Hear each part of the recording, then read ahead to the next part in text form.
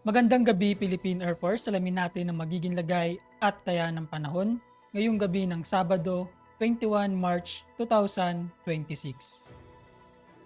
Sa ngayon, wala pa rin tayong namomonitor na low pressure area o sama ng panahon dito sa loob at labas ng Philippine Area of Responsibility.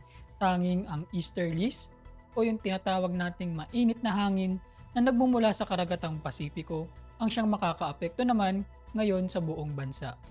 Dahil dito, asahan bukas sa buong Luzon, kasama na dyan ang Metro Manila, pati na rin ang buong Visayas at Mindanao, ang mainit na panahon, bahagyang maulap hanggang sa maulap na kalangitan na may mga tsansa pa rin ng pulupulong pag-ulan, pagkidlat o pagkulog na madalas sa dakong hapon o gabi.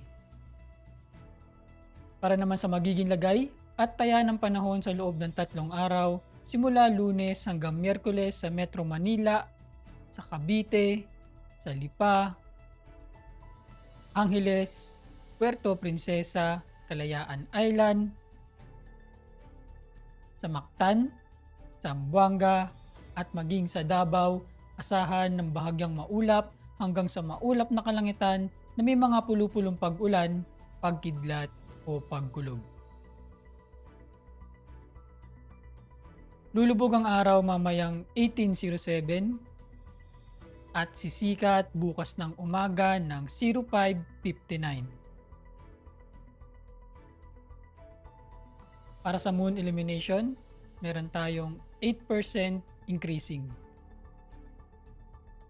Para manatiling updated sa lagay at taya ng panahon, ipollow lamang ang Air Force Weather Center sa aming social media accounts.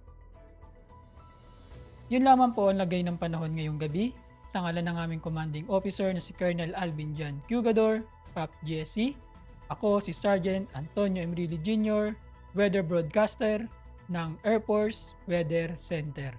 Muli, magandang gabi, Philippine Air Force.